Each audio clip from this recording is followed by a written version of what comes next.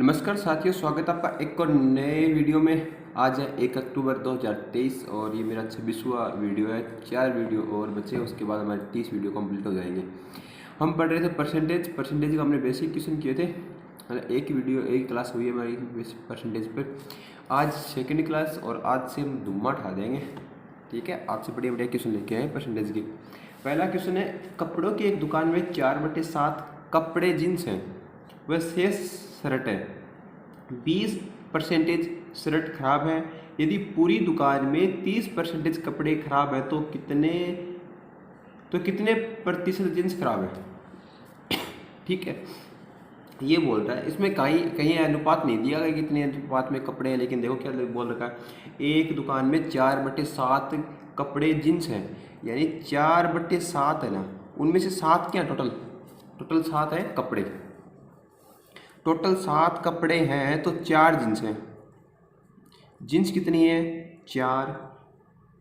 Total 7 हैं, उसमें से 4 जींस हैं। उसने बोला शेष शर्ट है, तो शर्ट कितनी बच गई? 3 बच गई। अब इन 4 को मैं 40 लिखूं, 3 को 30 लिखूं, कोई बात नहीं। 4 को 400 लिखूं या 3 को 300 लिखूं, कोई बात नहीं होती, क्योंकि परसेंटेज अनुपात ये है। अनुपात किसी संख्या को काट के आ जाता है। मैं 4 को मैं 40 लिख लेता हूँ, 3 को 30 लिख दिया। अब मैं बोल सकता हूँ एक दुकान में 70 कपड़े हैं, उसमें से 40 जीन्स है, 30 शर्ट है, कोई दिक्कत नहीं। अभी बोल रहा है 20% जीन्स खराब है, शर्ट खराब है। 20%, 3 का 20% कितना होता है? 3 का 10%, 3 तो 20, 3 दूनी 6। ये 6 क्या हो गई? खराब हो गई 6 शर्ट। पूरी दुकान में 30% कपड़े खराब हैं। पूरी दुकान में कपड़े कितने खराब हैं? कपड़े हैं कितने? 70 का कितने प्रतिशत कपड़े खराब हैं? 30, यानी 70 का 30% कितना होता है? तो 7 का 1%, 7। 70 का 1% कितना होता है? 10% कितना होता है? 7। तो 7 में 14, 7 21, 21 कपड़े खराब हैं। 21 में 6 कौन खराब है? शर्ट। तो बच गए वो कौन? जींस। तो जींस कितनी खराब है? 15। अब क्या बोल रहा है, कितनी प्रतिशत जींस खराब है? मैं बोल सकता हूँ कि 15 खराब है। किस में से? टोटल कितनी है? 40 गुणा 100, 0 से 0, 4 दूनी नहीं, वो 2 दूनी 4, 5 दूनी 10, 5 ये आ गए 15 गुणा 5/2, 15 3 40, चौका 60, 5 या 75/2, 75/2 यानी 6 दूनी 3 दूनी 6 बच गया 1, 7 दूनी 14, 37.5% जींस क्या है? खराब है। समझ में आया क्वेश्चन? बेसिक सा क्वेश्चन है, लेकिन समझना पड़ेगा आपको। यहाँ पर 4/7 जींस दिए, यानी टोटल कपड़े 7 हैं और जींस कितने? उनमें से 4 है, तो बच गए वो कितने? शर्ट है। ठीक है, यही दूसरा क्वेश्चन परीक्षा वाला क्वेश्चन कर लेके अभी देखो। एक परीक्षा में उत्तीर्ण होने के लिए उनके दोनों प्रश्न पत्रों के कुल 65% अंक प्राप्त करना आवश्यक है। उसे पहले पेपर में कितने प्रतिशत अंक प्राप्त करने होंगे यदि दोनों पेपरों में पूर्णांक का अनुपात 5:3 हो? 5:3 हो। इससे पहले वो वाले क्वेश्चन करेंगे जिसमें वो फिर आसानी से हो जाएगा, उसके बाद करेंगे क्वेश्चन ये। हाँ, ये वाला। एक परीक्षा में उत्तीर्ण होने के लिए 34% अंकों की आवश्यकता है। 34% अंक आवश्यक है उसे एक परीक्षा में प्राप्त होने के लिए। विनोद 28% अंक प्राप्त करता है। 34 प्राप्त करने थे, लेकिन वो कितने लेके आता है? 28% लेके आता है और 27 से फेल हो जाता है। 27 अंकों से फेल हो गया। अभी कितने से पास होता? परसेंटेज में 34 से फेल होता, लेकिन वो 28 लेके आया। कितने कम लेके आया? 4, 2, 6 कम लेके आया। 4 तो ये और 2 हुए, 6 कम लेके आया। ठीक है, 6% में कम लेके आया। अंकों में कितने कम लेके आया? अंकों में बता रहा 27 से कम लेके आया। तो मैं बोल सकता हूँ कि 27/6 कर दूँ तो मैं 1% का मान आ जाएगा। ठीक है, परीक्षा का पूर्णांक ज्ञात करो। अब परीक्षा का पूर्णांक कैसे ज्ञात होगा? पूर्णांक होता है गुणा 100। कोई पूर्णांक अपने आप में कितना होता है? पूरा 100% होता है। ठीक है, 3 एकम 3, 3 दूनी 6 और 9 का 9 18 होती है 27, 2 का 100 में भाग दिया 50, 9 पंजे 45, 450 उसका क्या है पूर्णांक है। आगे बात समझ में। अगर ये पूछ लिया आपसे कि वो कितने अंकों से पास हो जाता, कितने अंकों से पास हो जाता, तो 450 का या तो 34% ज्ञात कर लो, या 450 का आप 28% ज्ञात करके 27 उसमें 27 अंक जोड़ दो, तो जो भी संख्या आएगी उसमें क्या हो जाएगा, उसका जो 34% की वैल्यू आ जाएगी। ठीक है, एक क्वेश्चन एक ऐसा ही और है। एक परीक्षा में उत्तीर्ण होने के लिए 214.5 अंकों की आवश्यकता है, 214.5 अंकों की आवश्यकता है। प्रीतम 21% अंक प्राप्त करता है और 12% अंकों से फेल हो जाता है। 21% तो उसने प्राप्त कर लिए, 12 से वह फेल हो गया, अंकों से फेल 12% अंकों से फेल हो जाता है। परीक्षा का पूर्णांक ज्ञात करो। पास होने के लिए 214.5 अंक तो जरूरी हैं। उसने 21% अंक प्राप्त कर लिए, 12 से फेल हो गया, तो 21 में 12 और ले आता तो पास हो जाता, यानी 2 और 1 3, 33% उसको अंक लेके आने थे। ठीक है, परीक्षा का पूर्णांक ज्ञात करो। 214.5 बोल रहा है कि ये नंबर आ जाते तो बंदा पास हो जाता, और एक बोल रहा है कि 33% आ जाते हैं तो पास हो जाता। तो 33% की वैल्यू कितनी है, 214.5, इसको मैं परसेंटेज को उस पॉइंट हटाया, नीचे 0 लगाया, गुणा किया 100 से, 0 से 0 कैंसिल। ठीक है, 11 का भाग जाएगा इसमें 2, चलो ट्राई करते हैं। 11 कम 11, 11 22, 11 कम 11, बच गए कितने 10, 11 9 99, बच गए कितने 4 1 5, 11 5 55। ठीक है, और 11 दिए 33, इसमें 3 का भाग चला जाएगा, 3 एकम 3, 3 दूनी 6, 3 3 9, 3 के बाद 3 छिकी 18, बच गया 3 पंजो 15, 650। कितना आ जाएगा उसका पूर्णांक 650।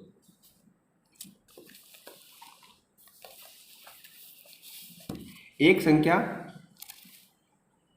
संख्या का 24% 114 है। छोटा सा क्वेश्चन है, एक संख्या का 24% 114 है, तो वह संख्या होगी।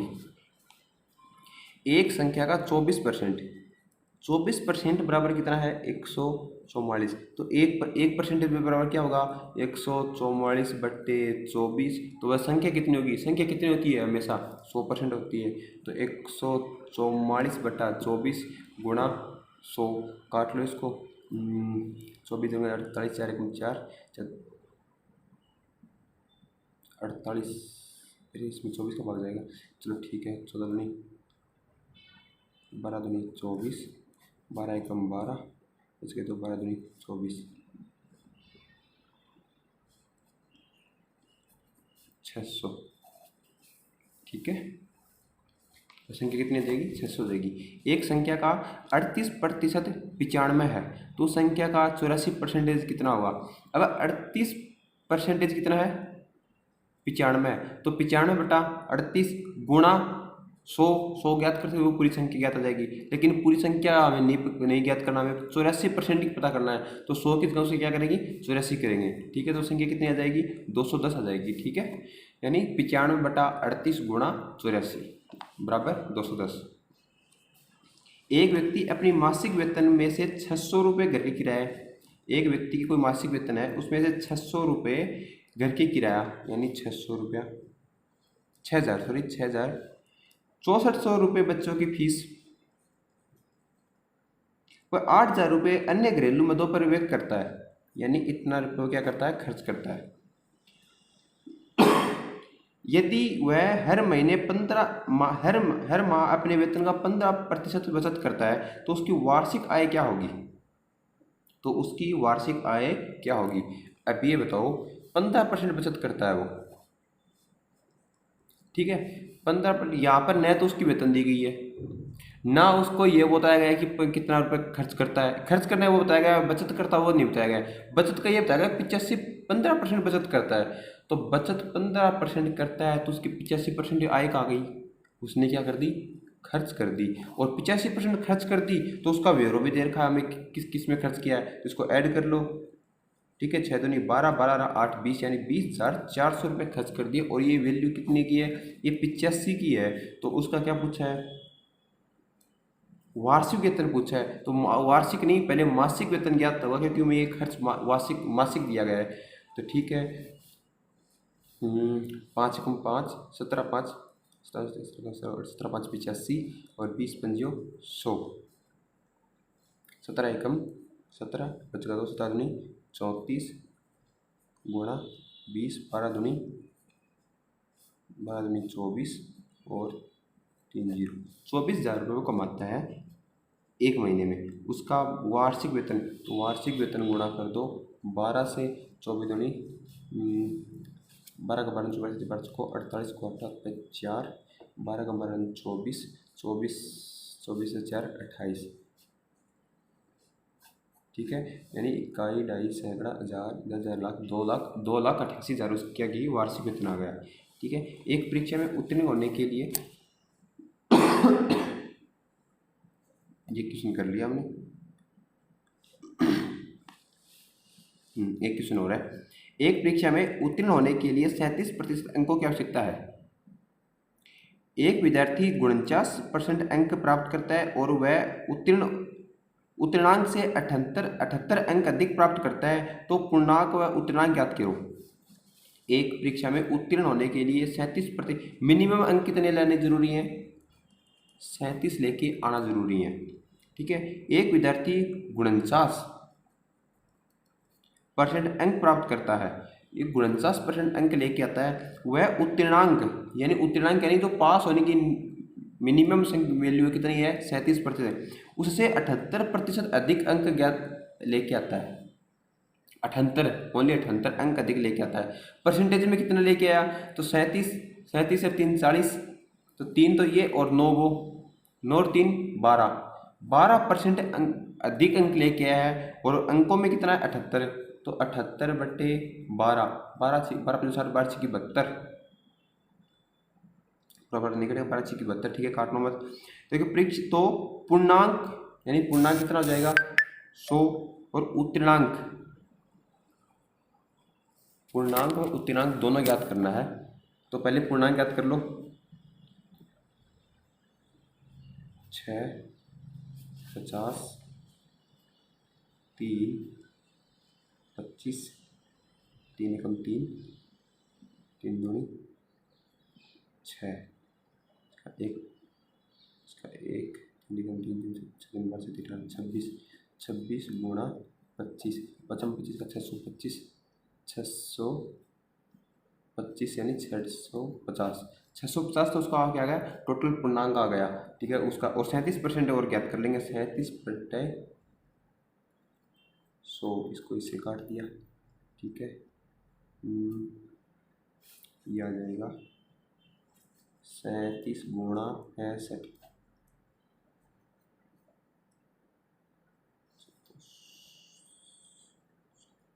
240.5, 240.5 को उसकी क्या है 37% की वैल्यू आ गई। टोटल पूर्णांक तो आ गया उसका 650 और उत्तीर्णांक आ गया उसका 240.5।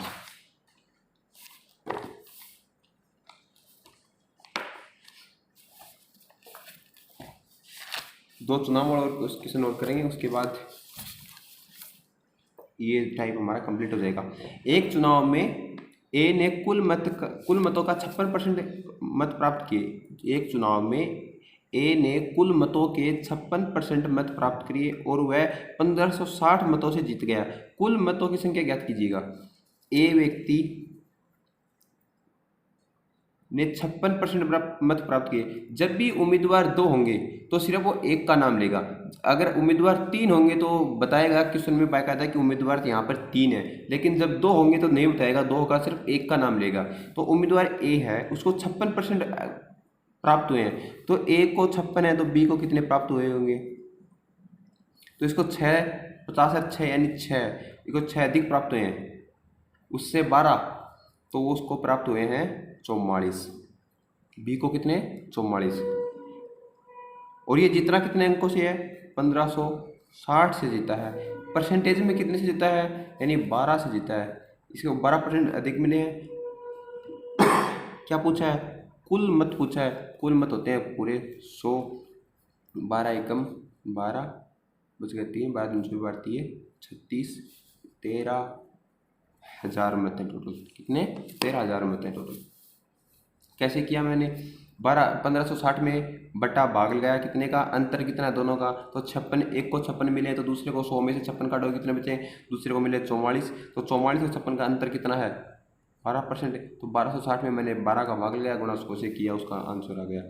दूसरा क्वेश्चन, एक चुनाव में ए को कुल मत के 39 मत प्राप्त हुए, बी द्वारा 1320 मतों से हार गया है। ए को 39% मत मिले, वह बी से 1320 मतों से हार गया है। बी द्वारा प्राप्त मत ज्ञात करो।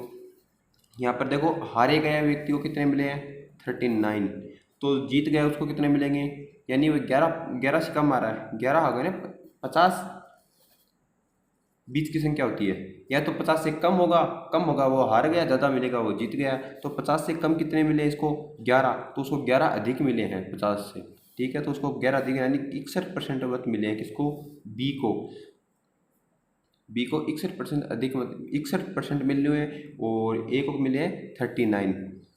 अभी इन दोनों का अंतर कितना है, तो 11 दूनी 22 का अंतर है। 22 का वैल्यू कितनी है, 1320/22, और बी द्वारा प्राप्त मत कितना है, 61, ठीक है। 11 एकम 11, उसका 2, 11 दूनी 22, 0, 11 दूनी 22, 60, 6 चंगा 36, 3660।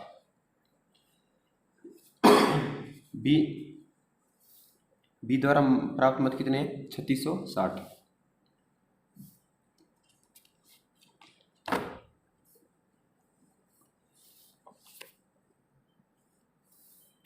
टाइम हो गया, एक क्वेश्चन और छोटा सा, उसके बाद कल करेंगे ना। एक चुनाव में बी को 5320 मत प्राप्त हुए हैं, और ए द्वारा कुल मतों के 24% मतों से हार गया।